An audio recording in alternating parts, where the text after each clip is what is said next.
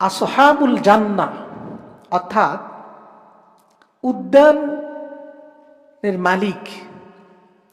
উদ্যানের মালিকের ঘটনা আল্লাহ পাক বর্ণনা করেছেন সূরাতুল কলামের মধ্যে নিয়ে এসেছেন, অবতারণা করেছেন।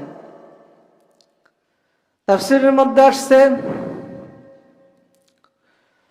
হযরতে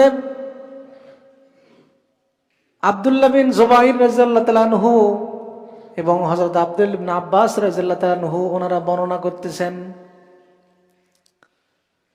এই যে উদ্যানের মালিক, উদ্যানের অবস্থান ছিল ইয়ামিন দেশে। কোন দেশে? ইয়ামিন দেশে। উদ্যান ছিল, একটি বাগান ছিল।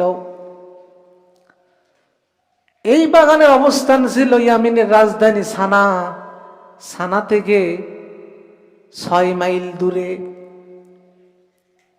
6 মাইল দূরে এই বাগানের অবস্থান ছিল। এই বাগান যিনি নির্মাণ করেছিলেন, বাগানের যিনি ব্যবস্থাপনা, বাগান যিনি তৈরি করেছিলেন, এই বাগানের যিনি তৈরি করেছিলেন উনি একজন আল্লাহর নেককার বান্দা ছিলেন। কোন সুবহানাল্লাহ। একজন সৎ ব্যক্তি ছিলেন বাগানের মালিক। কেমন সৎ ব্যক্তি ছিলেন? এই বাগানের যখন কোনো ফল উনি পাড়তেন বা কোনো ফসল উনি কাটতেন, ফসল পাকার পরে যখন ফসল কাটতেন, সবগুলো ফসল উনি নিয়ে আসতেন না, গরিব মিসকিনদের জন্য উনি কিছু ফসল রেখে দিতেন। সুবহানাল্লাহ। আর কি করতেন? আর ফসল মাড়াই করার সময়ে যখন যে সমস্ত ফসলের দানাগুলো ভুসির মধ্যে থাকতো সেগুলো উনি মিসকিনদের দিয়ে দিতেন, গরিব মানুষদের দিয়ে দিতেন। আর যখন কোনো ফল গাছ থেকে পাড়তেন, পাড়ার সময় যে সমস্ত ফল মাটিতে পড়তো, ওই আল্লাহর নেককার বান্দা ওই ফলগুলো নিতেন না। ফলগুলো উনি গরিব মানুষদের জন্য, মিসকিনদের জন্য, অসহায় মানুষদের জন্য উনি দান করে দিতেন। কোন সুবহানাল্লাহ। যেহেতু উনি বাগান থেকে ফসল কাটার সময়, ফল আহরণ করার সময় মিসকিনদের একটি অংশ উনি রেখে দিতেন, সেই জন্য উনি যখন ফসল কাটতেন অথবা ফল পাড়তেন, তখন তার বাগানের পাশে অনেক গরিব মানুষরা জমা হয়ে যেত। কোন সুবহানাল্লাহ। অনেক গরিব মানুষ, মিসকিন মানুষ একত্রিত হয়ে যেত, জমা হয়ে যেত। এই সৎ মানুষ, বাগানের মালিক যখন মারা গেল, মারা যাওয়ার পরে তার 3 জন পুত্র ছিল। ওই 3 জন পুত্র এই বাগানের মালিক হয়ে গেল। মালিক হয়ে যাওয়ার পরে তারা চিন্তা করতেছে, তারা বলল যে আমার আব্বা যে কাজ করেছে, মিসকিনদের জন্য একটি অংশ রেখে দেয়, গরিব মানুষদের জন্য একটি অংশ রেখে দেয় এই ফসলের বা ফলের। আমাদের যেহেতু এখন জনসংখ্যা বেশি হয়ে গেছে, আমাদের জনসংখ্যা বেড়ে গেছে, কিন্তু ফলের উৎপাদন কমে গেছে, আমরা আর এই মিসকিনদের আমার বাবা যে অংশ দিত সে অংশ আর আমরা দিব না। এটা তারা পরামর্শ করলো। অন্য একটা রিওয়ায়াতের মধ্যে আসছে, ওই 3 জন পুত্র বলতেছে যে আমার বাবা যে কাজটা করে গেছেন এটা বেকুফের মতো কাজ করে গেছে। কন্যা আউযুবিল্লাহ। কি কাজ করে গেছে? বেকুফের মতো কাজ করে গেছে। এই কথা বলার পরে তারা যে সিদ্ধান্তটা নিল, এখন আমরা কি করব, ফসল তো কাটার সময় হয়ে যাচ্ছে, এখন আমরা কি করব।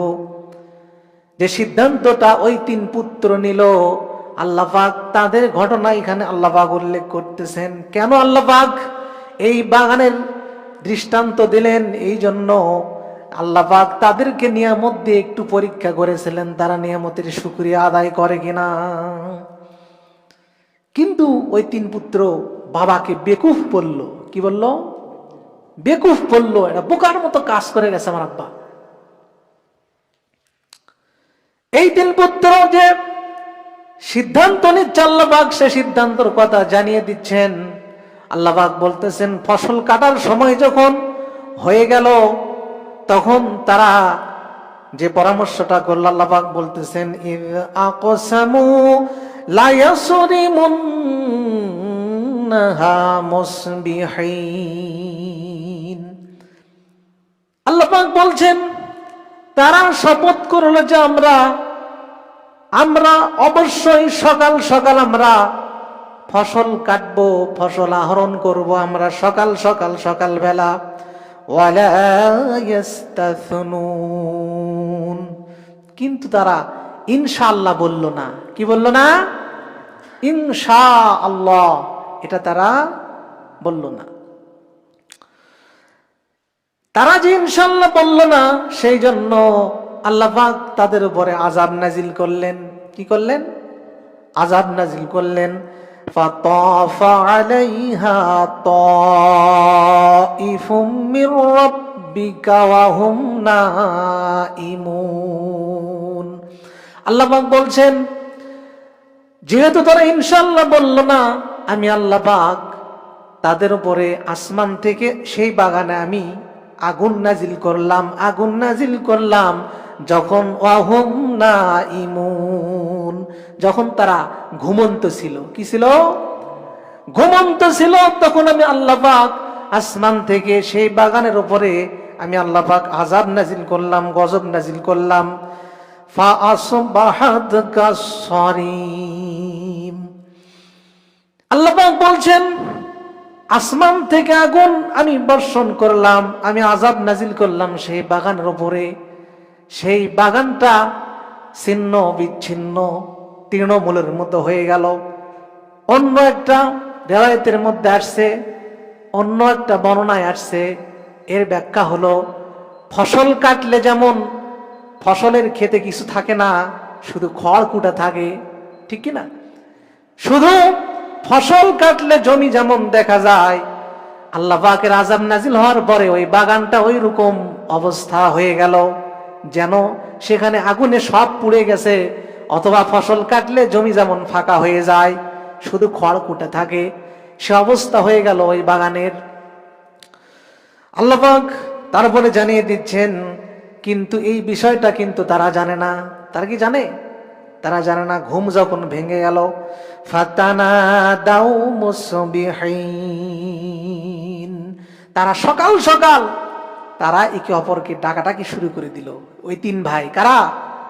ওই তিন ভাই সকাল তারা পরস্পরকে ডাকাডাকি শুরু করে দিল। তারা বলতেছিল আনিগুদু আলা হারথিকুম ইন কুনতুম সারিমিন। তারা বলল যদি ফসল তোমরা আহরণ করতে যাও তাহলে সকাল তোমরা চলো, বাগানে চলো, সকাল তোমরা বের হও। এ কথা বলার পরে ফানতালাকু ওয়া হুম ইয়াতাখাফাতুন। এই কথা বলার পরে ওই তিন পুত্র তারা চলতে লাগলো, বাগানের দিকে চলতেছে।